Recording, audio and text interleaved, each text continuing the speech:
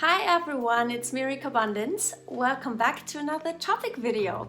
Yesterday's lighting in the video was not the best, so I hope today is better. Still figuring out how to do it the best way. Any feedback is welcome. So let's get straight into the topic of today. I have been taking a shower this morning. Wow, what a topic. No, that's not the topic, but I was thinking about something. Yes, in the shower. Don't be afraid, it's not going to be too private. No, I was actually thinking of the fact that I do not have dry skin anymore. And you might be thinking now, well, so what's the point? Like, what's so special about that? And you guys, it is very special to me because it's been this way for a long time now. And it hasn't been before recovery, before real recovery, really not. And you know, first of all, I should describe like what I mean by dry skin. So it was like on my whole body pretty much, but the most on my lower legs and also upper legs, but basically pretty much all over my body and also the arms and you know that it was very scaly. And it's very, how to say, you could actually kind of see the scales, like the white, dry, falling off skin scales on like the tights or leggings that I wore. And, you know, I kind of got so used to it that I thought, well, that's kind of how it is, right? Like, that's just how it is. And I was actually never very puzzled about it. I was always really convinced that it's just because I'm living in a cold climate, because believe it or not, every time I was in the Philippines, so we have a second home there in the Philippines, and you know, it's a tropical climate, I really just didn't have that. And also David used to also struggle a little bit with this, like not struggle, in his case it was not struggle, like it wasn't as severe as with me. And so I thought, well, that's kind of normal. It's just something we have to live with when we're here in Germany, and like in winter especially, and you know, like the heating and the dry air in the rooms and all of that, and just like with dry hair and stuff, because you know, in the tropics we did not have that issue. And for David it was just very, very mild. For me it was kind of severe at some points, to the point that I felt very uncomfortable about it, because, you know, you kind of could see, I didn't have scales before in my life, like no dandruff. I think you say, I hope it made sense for you mother tongue guys and you native speakers, because I think what I mean is dandruff, like when you have scaly skin and it's just like dandruffy and just, you know, you lose parts of the skin because they're so dry and it looks white on your clothes. I hope we're clear on what I mean.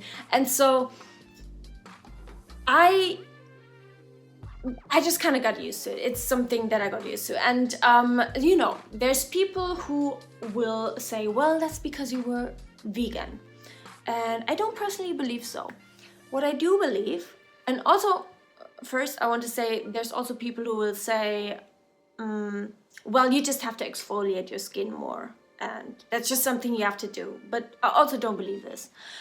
And you know, then there's people, and I think these people are right now, who will say, or have been saying in the past, well, you just need more fats. Like, duh, if you're eating a low-fat diet, maybe you need more fat, and so it hydrates the skin, and you actually have the essential fatty acids that kind of hydrate and protect and, do you say illuminate? Lube. Like they kind of, you know, they make it oily, but not to the point that the skin is oily, but you know, it's just glowing, or like healthy skin, just like as it should be.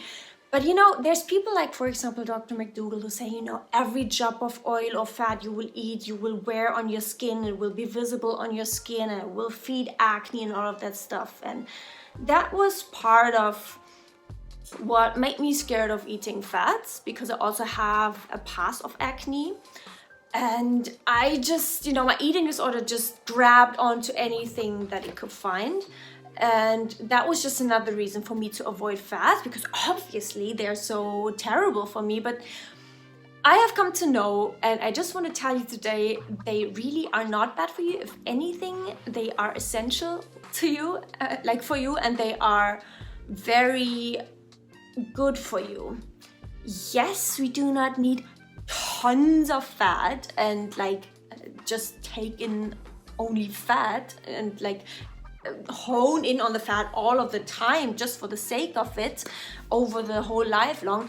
But just not eating any over fats is also not the right way. Like, it's not the right way to say, well, there's fat in anything and essential fatty acids, so you really don't need to eat any over fats at all. It's just like very extreme and very unnatural. It's very natural to eat overt fats, okay? I just want to make that clear.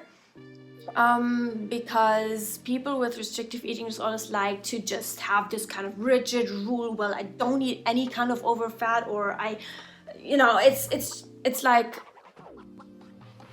a healthy relationship with food should enable you to just eat as much fat as you feel like, mentally and physically, but especially in recovery, you're guided by your mental hunger, and just be completely fine. And so while I'm making this video is because I wholeheartedly believe that the reason I don't have any dry skin anymore, like not in the slightest also in winter, so the climate is not actually the factor for it, as I thought before. I just don't have this anymore. And it just, I personally believe it's because I eat enough fats. And there's people who might say, well, you've been eating animal fats and saturated fats in the recovery, so that is what your skin needed. That is why I don't have that anymore. Well, I'm not sure about that. I mean, I'm not here to prove anything, but I just think fats in general, it's a good idea if you eat it, especially as a woman. And that being said, do not, when you're in the extreme hunger phase, say, well, okay, I don't need tons of it, so I should be still wary of it. No, it's like, eat all the fatty foods and all the sugary foods that you crave, okay?